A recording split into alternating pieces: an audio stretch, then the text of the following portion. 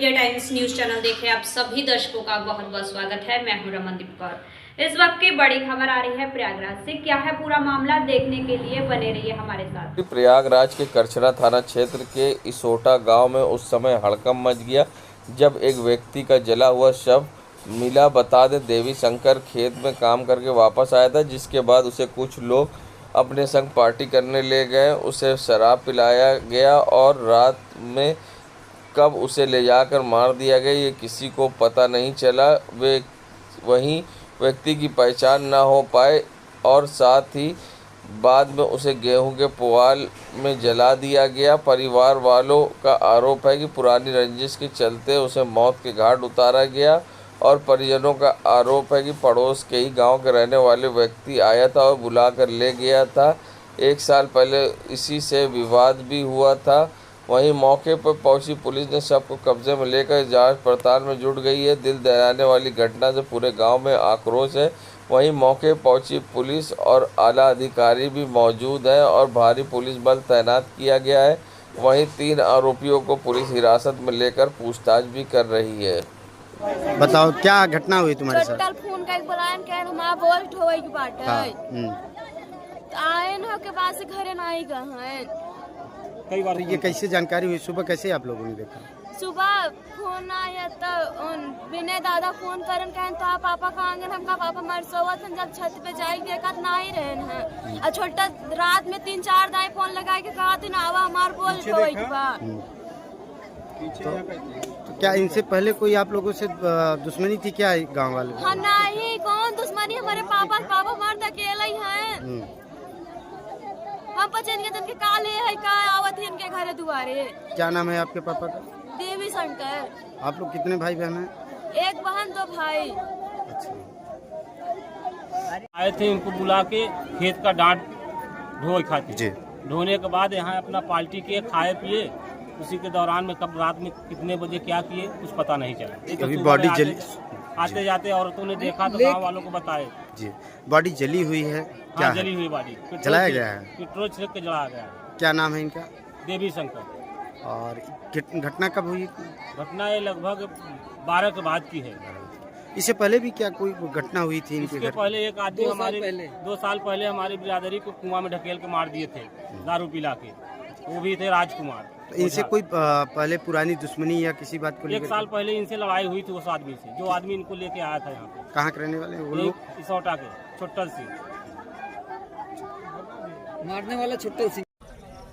आज दिनांक 13/3/2025 को सुबह करीब 6:30 बजे थाना स्थानीय पर सूचना प्राप्त हुई कि गांव असोटा लोहंगपुर थाना करछना के बाहर एक बगिया में एक अजरा शव मिला है। इस पर तुरंत ही स्थानीय पुलिस वहां पहुंची व शव को अपने कब्जे में लिया। इसमें ज्ञात करने पर पता हुआ कि शिनाख्त करने पर पता हुआ कि वह शव देवी शंकर पुत्र अशोक कुमार, उम्र करीब 35 साल और इसी गांव का है। इसमें परिजनों में उनके पिताजी द्वारा तहरीर दी गई है कि उनके बेटे देवी शंकर को रात करीब 10:30 बजे एक अभियुक्त दिलीप सिंह द्वारा यहीं पे गांव में गेहूं की ढुलाई के लिए बुलाया गया था। वह आज सुबह उनका शव प्राप्त हुआ है। इसी तहरीर पर कुल 7 अभियुक्तों के खिलाफ इसमें सुसंगत धाराओं में थाना करछना पर अभियोग पंजीकृत किया जा चुका है और 6 लोगों को हिरासत में पूछताछ के लिया गया है। शव को पोस्टमार्टम के लिए SRN रेफर कर भेज दिया गया है और इसमें अग्रिम विधिक कार्रवाई प्रचलित।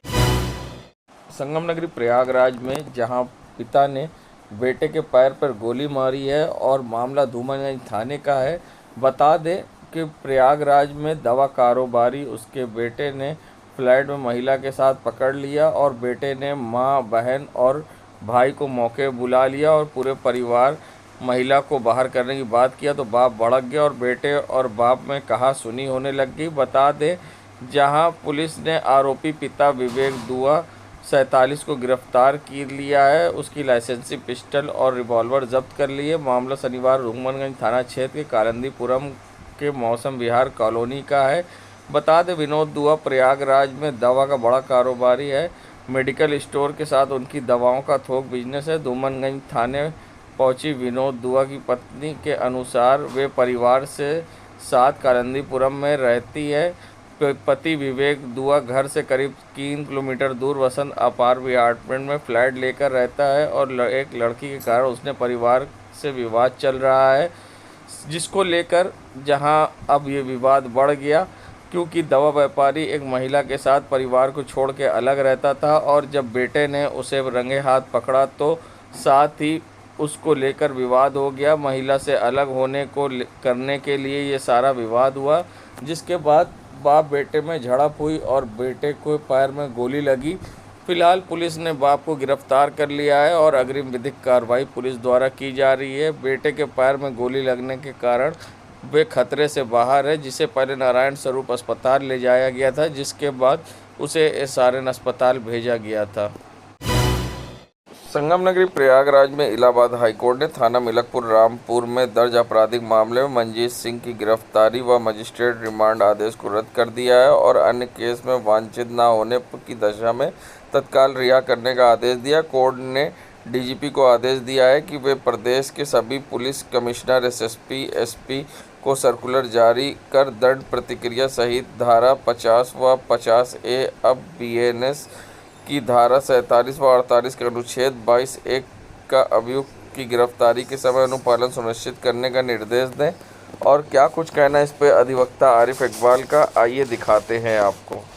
इलाहाबाद हाई कोर्ट के division bench honourable justice MC Tripathi साहब, ऑनरेबल जस्टिस प्रशांत कुमार साहब की खंडपीठ ने रामपुर के मिलक थाने के मंजीत सिंह की एक याचिका थी कि उसकी गिरफ्तारी जो हुई थी नॉन कॉग्निजेबल और कॉग्निजेबल दोनों सेक्शन थे, 420, 406 और बाकी 469, 468, 467 ये सब नॉन कॉग्निजेबल ऑफेंस थे।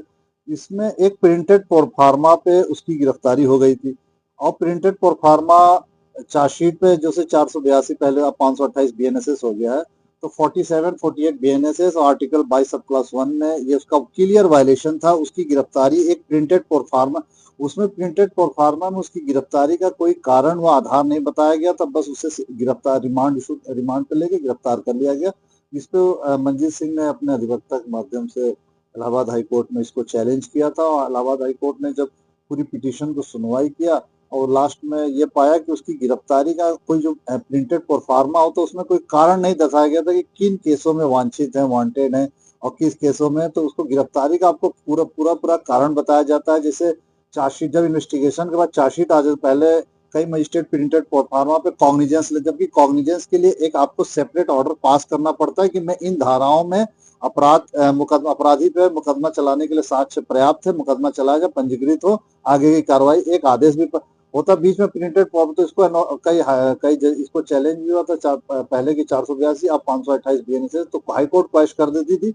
इसके मंजीत सिंह के रामपुर वाले केस में भी ऐसा ही हुआ है कि प्रिंटेड प्रोफार्मा पे उसकी अरेस्ट हो गई, रिमांड पे ले लिया, फिर प्रिंटेड प्रोफार्मा उसे गिरफ्तार कर लिया। तो उसने इलाहाबाद हाईकोर्ट के उसी पिटीशन के अलाउ करते हैं उसके, और डीजीपी को, चूंकि डीजीपी को आदेश सर्कुलर निर्देशित किया कि आप पूरे उत्तर प्रदेश के सभी थाना अध्यक्षों को और जहाँ कमिश्नरेट है वहाँ कमिश्नरेटों को कि आप प्रिंटेड प्रोफार्मा की जगह बाकायदा उसको गिरफ्तारी का कारण व आधार बताएंगे और उसके जो भी नॉर्म्स होंगे उसको आप फॉलो करेंगे। और इस इलाहाबाद हाईकोर्ट के जजमेंट से हम समझते हैं कि जो इस तरह पहले 482 में प्रिंटेड प्रोफार्मा पे वहाँ नीचे मजिस्ट्रेट कॉग्निजेंस ले लेते थे, अब वो जो ये जहाँ कमिश्नरेट हो गया, जहाँ थाना अध्यक्ष, उसका बाकायदा प्रोसेस का फॉलो करके आगे उसके कार्य। सुप्रीम कोर्ट के पहले भी एक इस तरह के जजमेंट आ चुके थे कि जब भी आप अपराधी को गिरफ्तार करेंगे तो 24 घंटे के अंदर उसके परिजनों को सूचित करेंगे, जो भी उसकी विधि। तो मानवाधिकार आयोग का कई मामलों में उल्लंघन होने को ऑनरेबल सुप्रीम कोर्ट ने पहले के भी कई जजमेंट उसमें इंटरफेयर करके अभियुक्त गिरफ्तारी का कारण और आधार बताने का और उसका उनके 24 घंटे के अंदर मजिस्ट्रेट के समक्ष प्रस्तुत करने का और उसको जो भी उसकी लीगल फॉर्मेलिटीज हैं उसको आप पूरा करने का पहले से भी निर्देश था। ऑनरेबल हाई कोर्ट का इलाहाबाद डिवीजन बेंच का जजमेंट आया है, ये एक नए सिरे से और रिन्यूअल करने का काम किया है। और जो कमियां थी नीचे की पुलिस प्रशासन की, जो अक्सर कमियां रहती थी बिना उसके गिरफ्तारी के, जबकि कई मामलों में जबकि बिलो 7 ईयर पे भी ऑनरेबल इलाहाबाद हाई कोर्ट के जजमेंट हैं, सुप्रीम कोर्ट के भी जजमेंट है कि सरकारी वकील का इसमें भी कहना था कि जो गिरफ्तारी हुई है, मजिस्ट्रेट गिरफ्तारी कारण व आधार बताने का प्रयास किया था, विधिक सहायता प्राप्त करने का मौका भी दिया था, किंतु कोर्ट ने गिरफ्तारी नियमों में गिरफ्तारी का कारण व आधार लिखने कॉलम न होने के कारण व कानून का पालन न करने का पर गिरफ्तारी डिमांड रखी। यही सबसे बड़ा मेजर लीगल इशू था, मेजर फॉल्ट था कि आपकी एक लीगल जो आपने इसकी देखिए सीआरपीसी और आपकी बीएनएसएस आईपीसी आपको हर चीज उसका प्रोसीजर का फॉलो करना है as a provision of law. आपको लॉ के जाना, बियॉन्ड लॉ आपको नहीं जाना। बियॉन्ड लॉ जाएंगे तो उसका फायदा जिसके ऊपर आपने जो भी बियॉन्ड लॉ आपने प्रोसेस चलाए वो अल्टीमेटली हाई कोर्ट से या सुप्रीम कोर्ट से कहीं से भी क्वैश हो जाता है। भारतीय किसान यूनियन के राष्ट्रीय प्रवक्ता किसान नेता राकेश टिकैत आज प्रयागराज पहुंचे थे, जहां पर युगांतर होटल में उन्होंने पत्रकारों से बात की। पत्रकारों से बात करते हुए उन्होंने साथ ही कानून व्यवस्था पर सवाल खड़े किए हैं। करछना में हुई हत्या के मामले पर उन्होंने कहा कि सख्त से सख्त कार्रवाई होनी चाहिए, कानून व्यवस्था पूरी तरह से समाप्त है। और उनका कहना था भूमि अधिग्रहण अहम मुद्दा है जिसको लेकर प्रयागराज में कार्यक्रम करने जा रहे हैं आगामी दिनों में, और साथ ही फतेहपुर में जाकर पीड़ित परिवार से मिलेंगे, उन्हें मुआवजा मिलना चाहिए। और क्या कुछ कहा है किसान नेता राकेश टिकैत ने इस पूरे मामले पर, आइए दिखाते हैं आपको। मुद्दों को लेकर के किसानों को लेकर देखो, यहाँ का भी इशू है। फतेहपुर का अभी जो 3 लोगों के मर्डर करे हैं तो उनके परिवार से मिलने जाएंगे वहां पे। और यहाँ के भी इशू है।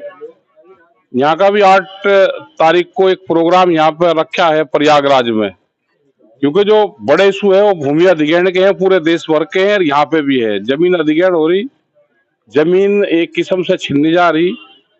जो तहसील के काम है, एक षड्यंत्र है ये कि जमीन एक दूसरे के नाम पर चढ़ा दी। क्या ये मकसद है कि किसान इकट्ठा ना हो और ये आपस में ही भाई से भाई को लड़ता रहे? किसी के नाम पे 20 बीघे जमीन आनी थी, उसके 5 चढ़ा दी, दूसरे वाले के 17 चढ़ाई दी। तो ये जो बड़ा घोलमेल हो रहा है, अधिकारी कर्मचारी सुन नहीं रहे। अगर नपाई होनी है किसी की, मपाई होगी, किसान वहां पे चक्कर काटो जाओ, अधिकारी कर्मचारी उसकी मपाई नहीं करेंगे खेत की, लेकिन कोई व्यापारी हो उसकी तुरंत मपाई होगी। तो ये जमीन छीनने का एक षड्यंत्र पूरे उसमें चला हुआ है। यही सारे इशू है। यहाँ पे एक बड़े आंदोलन की जरूरत यहाँ प्रयागराज में भी है। आज भी एक युवक को यहाँ जिंदा जलाया गया है। जिंदा जलाया गया, बिल्कुल कानून व्यवस्था फेल है। ये वैसे ही कह रहे ऊपर से कि कानून व्यवस्था ठीक चल रही, वो नहीं चल रही है। पूरी इनकी जांच होनी चाहिए, जैसे उसको जलाया है और जैसे सरकार दूसरों के साथ में काम कर रही, तो ऐसे ही कोई भी अगर जिन्हें अपराध करता है तो उसको जैसे दूसरों को सजा दे रही उनको भी दे दो। यूपी कानून व्यवस्था ठीक नहीं है। आपके दूसरों का मतलब क्या है? दूसरों का मतलब हमने वो जो शब्द है वे ब्लैक लिस्टेड कर दिए, हिंदू मुस्लिम और वक्फ बोर्ड, ये हमने किसान संगठन ने ब्लैक लिस्टेड में डाल दिए। जो शब्द आप पूछना चाह रहे हो वो ब्लैक लिस्टेड है। एनकाउंटर होना चाहिए आपके कहने का मतलब? करें, वो कहने की जरूरत नहीं है। तो सब जैसे जो पहले से व्यवस्था चल रही आप उसी पे काम करो ना, पक्षपात क्यों करते हो? जैसे वहां पे 3 हत्याएं हुई तो दोनों सजा उनको, जैसे और देते हो सजा तो दोनों को भी। आप जा रहे हैं मौके पर? हाँ जाएंगे, हम पूरे परिवार से मिलेंगे और मिल पाएंगे। फिर शाम को मांग करेंगे? मांग ये, एक तो मुआवजे की मांग उनकी हो, एक उनकी सुरक्षा की मांग हो, क्योंकि गवाह होंगे तो उनकी जिम्मेदारी प्रशासन की बनती है कि गवाहों की हत्या ना हो। ये परंपराएं यहाँ पे हैं कि जो गवाह रहता है इस तरह के उसमें, तो उनकी भी हत्याओं की आशंका बनी रहती है। हाल ही में वाराणसी में जो भी चीज हो रही है ये गलत है। गैंगरेप हुआ है तो उसकी भी सजा है। किसी के भी साथ में गैंगरेप हो तो उसका जीवन तो बर्बाद होता ही है। और निर्भया हत्याकांड और गैंगरेप हुआ था तो एक मिसाल है, तो सबको उसको याद रखना चाहिए, और हुआ है तो उनको सजा मिले। संगम नगरी प्रयागराज में हनुमान जन्मोत्सव के मौके पर जगह जगह भंडारे और धार्मिक कार्यक्रम के आयोजन हुए। नवाबगंज क्षेत्र के ककरिया ग्राम में हनुमान जन्मोत्सव शनिवार को सुंदरकांड का पाठ का आयोजन किया गया। सुंदरकांड पाठ के बाद गांव में सभी महिलाओं और पुरुष ने हवन और सुख समृद्धि की कामना की। इस दौरान गांव के महिलाओं ने पुरोहित पंडित संत बाबू पांडे की अगुवाई में कुलदेवी की पूजा अर्चना करने के बाद कलश यात्रा निकाल दिव्य अलौकिक तरीके से हनुमान जन्मोत्सव का आयोजन किया। ये कार्यक्रम गांव के लोगों के सहयोग से आयोजित किया गया। कार्यक्रम के भव्य भंडारे का आयोजन किया गया। इस दौरान मुख्य रूप से शिक्षक आचार्य पंडित दीप नारायण पांडे ने मंत्रोच्चारण कर गाँव वासियों को सुख समृद्धि की कामना की। इस मौके पर सभी ग्रामवासी उपस्थित रहे तो साथ ही मंदिरों में भी जहां भक्तों की भीड़ दिखाई दी और हर तरफ हनुमान लगे जहां जयकारे लगते दिखाई दिए और हनुमान मंदिर में भी खचाखच भीड़ भरी दिखाई दी। देश दुनिया की खबरों के लिए world media times news channel को सब्सक्राइब करें।